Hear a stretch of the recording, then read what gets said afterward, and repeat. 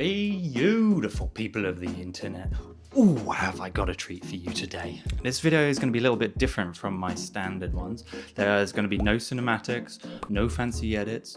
It's going to be quite raw, fresh and wriggling. It's ultimately about what's going on in my brain. Today I am going to be showing you through my brain MRI scan from all the way back in August 2024. Going through the originals, looking at the details, seeing what's going on. If you're new here, hey, I'm George, recently diagnosed with brain cancer, and I'm sharing my journey.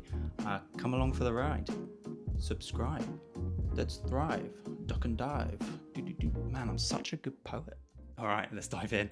Little disclaimer, I am not a doctor. I will probably get some of this wrong. What I'm really trying to do is understand my brain, and hopefully you guys can understand a little bit about yours. Okay, so this is my brain. The way to think about this is that it's a view down onto the top of my head. And what an MRI does is it takes almost like slithers. It takes sections and takes scans as it comes down through the head, and then it puts that into image format. So if we scroll all the way through to give you an idea, so this is my nose, my nasal cavity. At that point in time I was quite congested. I'd been crying quite a lot, so you can see all this information in my nasal cavity there. You got my spinal column, my ears out on the left and right here. And then as you start to work up, so from here it's coming from like just under my nose, working all the way up. As we scroll up, you start to see my brain come into here, and then you've got my eyes, beautiful eyes right there, and more of my brain starting to come in. As we keep on slicing up through, we start noticing this kind of white area out on the right hand side. Now this is the tumor, and originally when I was first diagnosed in August, I was told it was GBM or glioblastoma. That is pretty much the worst of the worst. There are very poor outcomes. It's a really nasty thing to be dealing with. Having had a few other scans since then, they have actually downgraded me now, which is amazing news. They think it is a low-grade glioma. On the scan, right-hand side, we've got this kind of flared zone with a darker patch inside, and if we keep coming up, it keeps moving up, and then we start to see this darkened area. Now originally I was told that that was the tumor, and that all this white stuff is edema or swelling in the area. Recently I have been told something different. They think that this little black area is actually a cyst, so it's fluid filled. Now something to bear in mind with a tumor like this in this location is this inner section here. It's called the basal ganglia, and if you imagine your brain's like two hemispheres, your two fists together, they come together, and then your wrists are your spinal column, right?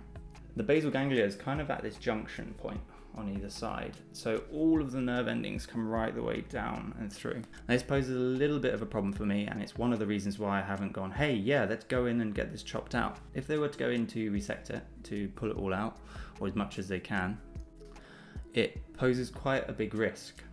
When they take a tumor out, they have to have clear margins. They have to make sure that they've got everything. What that means is digging into, potentially into my basal ganglia.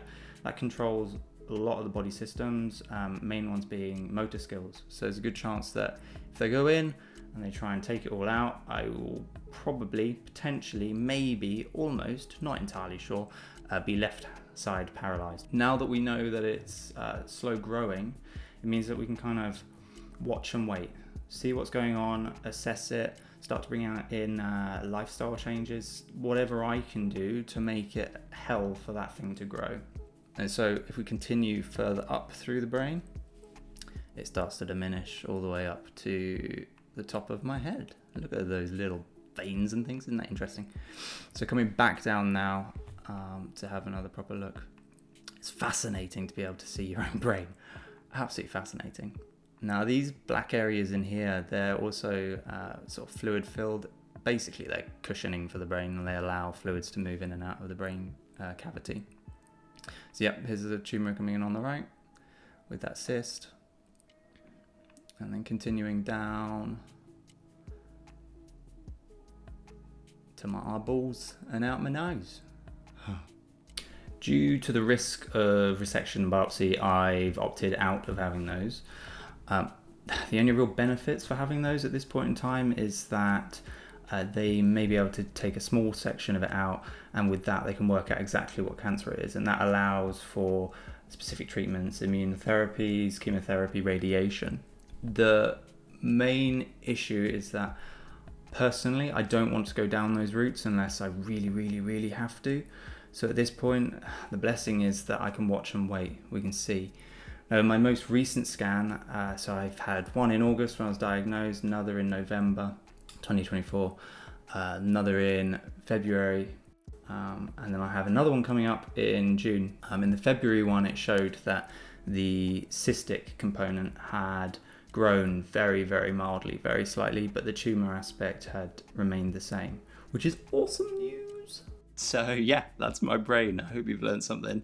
And question for you, do you quite like this raw style format, or do you prefer the arty-farty ones? You know, like the editing and the cool shots and stuff? Let me know. Just shout in the comments. I really want to know. And if you haven't watched my diagnosis story video yet, I'll pin it here. That explains everything, the full works, how I found out I had the tumor, everything so far. I will be updating you as often as I can. It's quite full on at the minute. Give us a like, will ya? Thanks for watching. Love you, bye.